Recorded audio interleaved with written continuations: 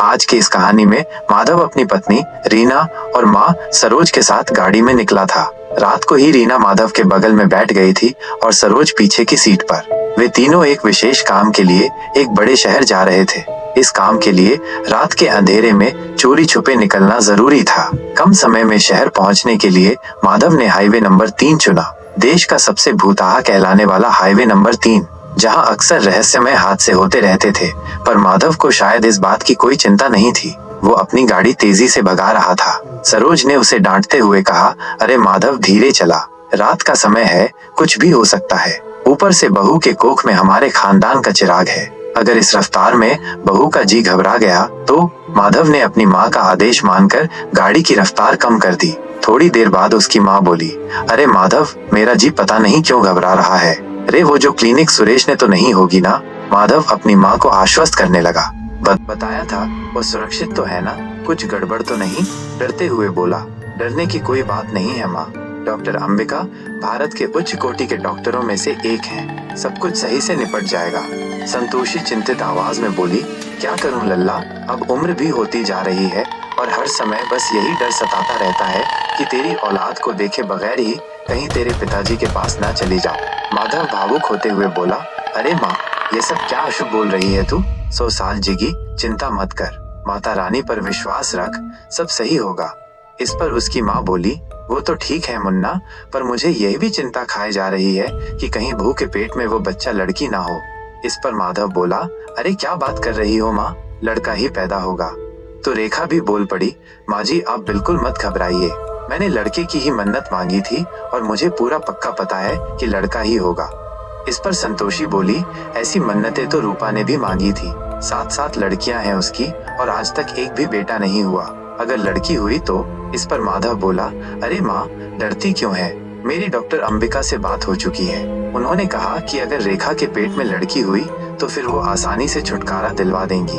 इसीलिए तो हमें रात में बुलाया है, ताकि यह समस्या सामने आई तो उससे झट से निपट लेंगे। इस पर संतोषी बोली, तब तो ठीक है। अब माधव की गाड़ी उस खाली सड़क पर बिना किसी बाधा के चल रही थी।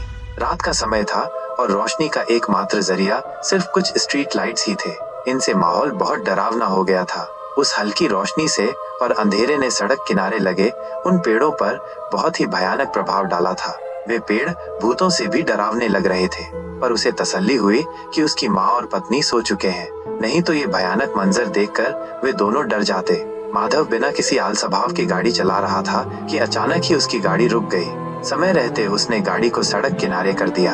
गाड़ी के अचानक रुकने से झटके के कारण रेखा और संतोषी भी जाग गए थे। दोनों ने ही एक साथ माधव से पूछा, गाड़ी अचानक क्यों रोक दी? इस पर माधव ने जवाब दिया, पता नहीं क्या हुआ, अचानक ही रुक गई। ये कहकर वो गाड़ी से उतरकर इंजन देखने लगा। संतोषी ने गाड़ी में बैठे रहने का सुधा। लैला माधव की गाड़ी उस खाली सड़क पर बिना किसी बाधा के बस चले जा रहे थे। रात का समय था और रोशनी का एकमात्र जरिया सिर्फ कुछ स्ट्रीट लाइट्स थे। इनसे माहौल को बहुत डरावना हो गया था। उस हल्की रोशनी से और अंधेरे ने सड़क किनारे लगे उन पेड़ों पर बहुत ही भयानक प्रभाव डाला था। वह पेड़ भूतों से भी डरावने लग रहे थे। पर उसे तसल्ली हुई कि उसकी माँ और पत्नी सो चुके हैं, नहीं तो ये भयानक मंजर देखकर वे दोनों डर जाते। माधव बिना किसी आल स्वभाव की गाड़ी चलाए जा रहा था कि अचानक ही उसकी गाड़ी रुक गई। समय रहते रहते उसने गाड़ी को सड़क किनारे कर दिया। गाड़ी के अचानक रुकने से झटके के कारण रेखा और संतोषी भी जाग गए थे। दोनों ने ही एक साथ माधव से पूछा, गाड़ी अचानक क्यों रोक दी? इस पर माधव ने जवाब दिया, पता नहीं क्या हुआ, अचानक ही रुक गई। ये कहकर वो गाड़ी से उतरकर इंजन देखने लगा। संतोषी ने गाड़ी में बैठे रहने का फैसला लिया, पर रेखा ने अपने पैर सीधे करने की सोची और वो भी गाड़ी से उतर गई। ठंडी हवाएं चल रही थीं। हल्का सा गहरा था वहां पर और आसमान में असंख्य सितारे थे। ये नजारा रेखा को काफी अलौकिक लगा। वो इन नजारों के आनंद में अभी खोई हुई ही थी कि अचानक एक प्यारी सी आवाज उसके कानों तक पहुंची। किसी कुत्ते के पिल्ले की ये आवाज थी और तभी रेखा को एक पिल्ला उसी की तरफ आता दिखा। उस पिल्ले को देख रेखा के अंदर दया आ गई। आखिर था भी तो वो इतना प्यारा, बेहद ही नन्हा सा रोने वाला पिल्ला गेंद की तरह था। उसे करीब आते ही रेखा ने उसे अपने गोद में उठा लिया। उस पिल्ले को भी इससे कोई तकलीफ नहीं हुई और वो भी बड़े मजे से रेखा के साथ खेलने लग गया। रेखा वह पिल्ला माधव को दिखाने ले गई और उसे भी वह पसंद आया। इस पर रेखा बोली, क्या हम इस पिल्ले को रख लें? देखिए ना कितना प्यारा है और मुझे कब से कुत्ता पालना था।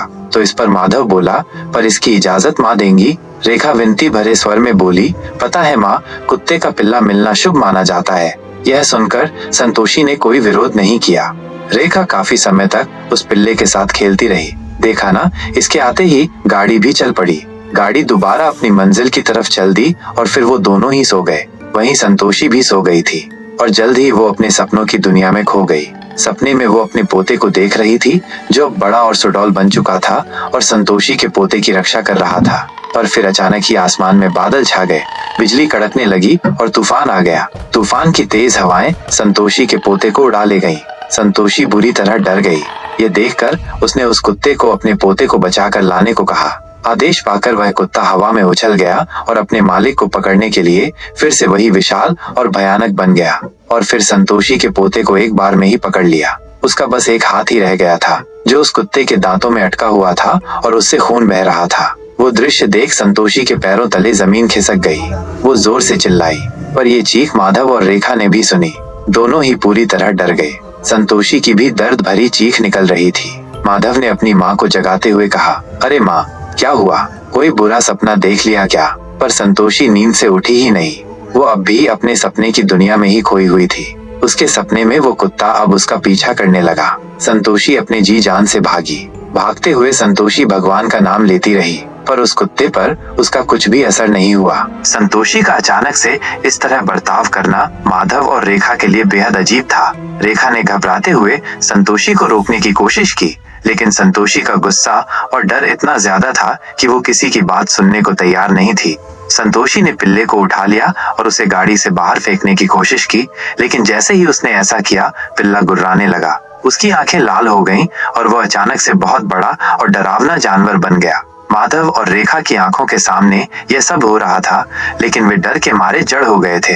पिल्ले के विशाल रूप को देखकर संतोषी पीछे हटने लगी, लेकिन तब तक बहुत देर हो चुकी थी। वो पिल्ला अब एक खतरनाक साए की तरह उनके चारों ओर घूमने लगा। उसने अपनी गहरी डरावनी आवाज में कहा, मैंने तुमसे कहा था, बच नहीं पाओगी। अब इसकी कीमत तुम्हें चुकानी होगी। संतोषी चीख पड़ी, लेकिन वो हिल भी नहीं पा रही थी। रेखा और माधव भी इस अजीबोगरीब मंजर को देखकर सुन्न हो गए थे। तभी पिल्ले ने हवा में छलांग लगाई और गायब हो गया। सब कुछ शांत हो गया, लेकिन संतोषी जमीन पर गिर पड़ी और बेहोश हो गई। जब संतोषी को होश आया तो वो अपने बिस्तर पर थी। माधव और रेखा उसे घबराए हुए देख रहे थे।